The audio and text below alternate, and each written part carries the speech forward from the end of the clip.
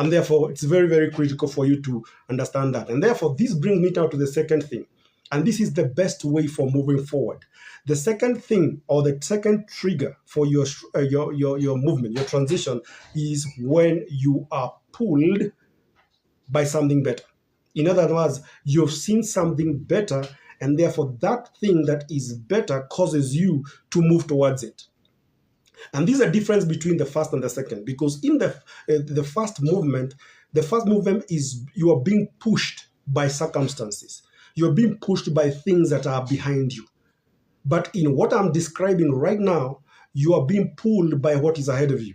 In other words, when you initiate a movement, when you initiate a transition, it is what is ahead of you. It is something that is better that is causing you to move forward. Same scripture in the book of Hebrews 11. This is Moses again. This is what it says from verse 24. That by faith, Moses, when he became of age, refused to be called the son of Pharaoh's daughter, choosing rather to suffer affliction with the people of God than to enjoy the passing pleasures of sin, esteeming the reproach of Christ greater riches than the treasures of Egypt. Why? For he looked to the reward. For he looked to the reward. In other words, when Moses saw something, that thing that he saw is what caused him to move forward. And that is what we are saying here, that the best way or the best trigger for your movement is what you see ahead of you. Because with what you see ahead of you, and by the way, what you see ahead of you must be better than your present circumstance. It can be even a better job.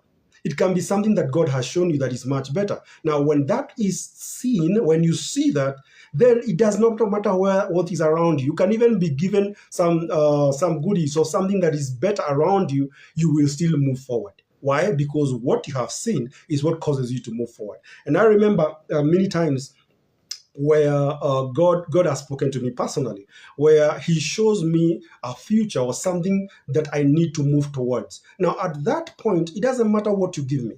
It doesn't matter what, whether it is money or whatever privilege that you give me, or maybe a position, whatever. The thing is, if God has shown you something better, if God has shown you something prophetically ahead of you that you need to reach towards too, you need to move forward. And that's why Paul said that I forget that which is past and I reach forward to that which is in the future. I reach forward to that which is ahead.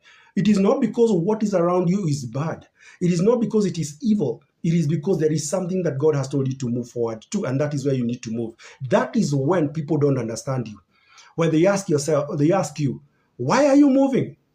These two things they seem to be better where you are right now.